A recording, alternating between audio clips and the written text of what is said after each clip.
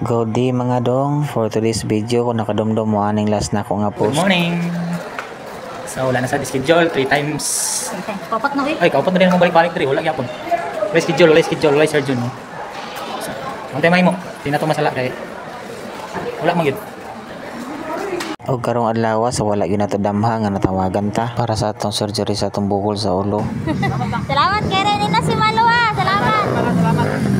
Og may gani na atong isa ka amigo nga nagsakripisyo gyud para ihatod ang atong papel sa atong surgery. Shout out sa mo dia bro. Salamat kayo.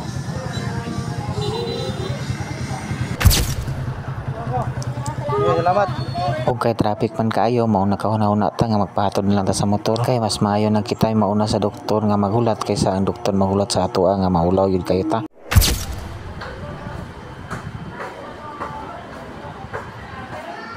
Og daning taknahan nagsagulayon ng excitement og kakulba sa atong dugan. Kay lagi first time yun nato ni mahitabo sa atong tibuok kinabuhi. Og sa nakita ninyo nga naibukol ibabaw sa akong dalunggan, mao din nato ipakuha kay nabalakan na gyud ko kay ganaman na og dako.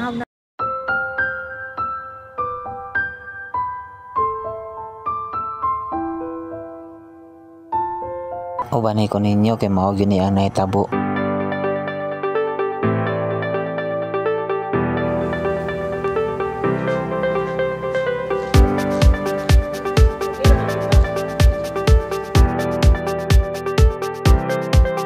$75 later. So ayun mga dong, success ang atong surgery. Og diri mga panahon na nga mas nigaan na gyud ang atong gibati sa atong dugan. Kay mura man gyud tang naibtan sa dako nga tunok. Lord, salamat kay Lord sa imong kusog kag gihatag sa kuha. Og salamat pud kay Doc Bobby Pagtura.